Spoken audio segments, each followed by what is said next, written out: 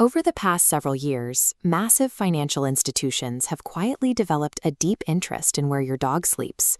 Private equity firms and corporate roll-ups are buying up independent dog daycares and boarding facilities across the country, folding them into regional and national chains.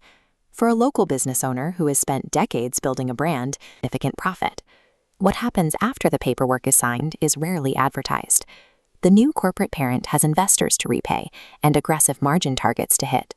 The facility now belongs to a financial portfolio, and its primary function is to optimize cash flow.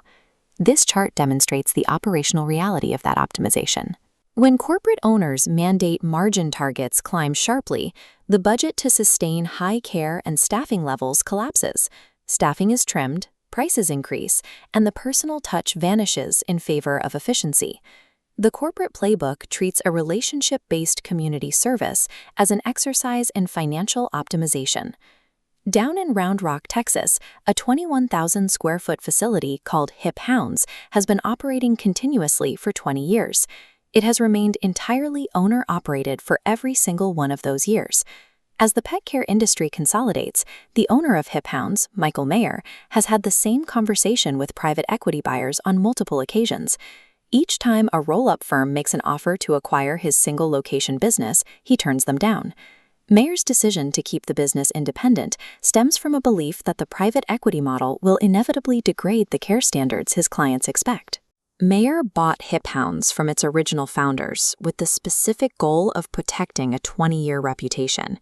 He chose to maintain the existing community relationships rather than stripping the operation for short-term cash. This graph illustrates trust as a compounding asset. Care for a pet effectively, and trust builds slowly into exponential client loyalty. Compare that to the private equity alternative. Squeezing margins produces an immediate profit spike, but as quality degrades, you see an inevitable revenue crash.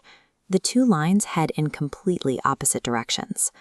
To maintain that upward curve of trust, Hip Hounds intentionally embraces operational friction. They actively choose to run the business in ways that cost more money and require more effort than the corporate standard. Running a business the expensive way is entirely counter to modern corporate efficiency, but doing things the hard way creates an impenetrable economic moat. Competitors who are focused strictly on cutting costs cannot easily replicate the quality of service that results from deliberate heavy investment. The industry standard for overnight boarding is to lock up and leave dogs completely unattended in the dark to save on labor. Hip Hounds pay staff to remain on site 24 hours a day, 7 days a week, ensuring a dog is never alone if an emergency happens. They also operate live streaming webcams in their indoor and outdoor areas throughout the day. Owners have a real-time view of their dogs at play. This total transparency removes any ability for the facility to hide cut corners or understaffing.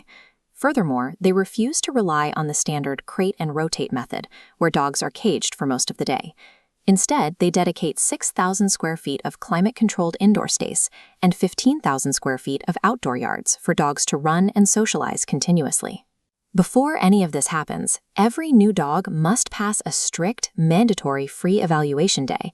It slows down customer acquisition, but it protects the safety of the existing pack and prevents incidents that could damage the facility's reputation. Look at this simulated corporate spreadsheet. A private equity analyst would instantly target these exact pillars. Overnight staffing, webcam bandwidth, and massive physical footprints destroy short-term profit margins. Deleting them makes the spreadsheet look fantastic. True accountability in business is measured by an operator's willingness to spend money exactly where it hurts their margins the most. Hip Hounds has cared for puppies who grew into senior dogs, serving the exact same families across the greater Austin area for 15, sometimes 18 years. The quantitative proof of that legacy is public. They have accumulated over 400 Google reviews while sustaining a 4.9-star average over 2 decades of continuous operation. A track record of that length and quality is mathematically difficult to manufacture. If the underlying care standards slip even slightly to save a few dollars, the reviews reflect it immediately and the rating falls. The data proves that prioritizing long-term trust while expensive upfront compounds steadily over time. Eventually, the financial stability of a fiercely loyal customer base will outpace the volatile short-term gains of corporate margin optimization. The threat of rapid industry consolidation by private equity is still accelerating across the broader pet care landscape. Independent groomers, daycares, and boarding kennels are being absorbed into identical corporate portfolios every week. In an industry built on the safety of a family's best friend, trust determines whether the business survives or fails. The 20-year track record at Hip Hounds demonstrates how independent operators can resist buyouts by doubling down on accountability and personal connection.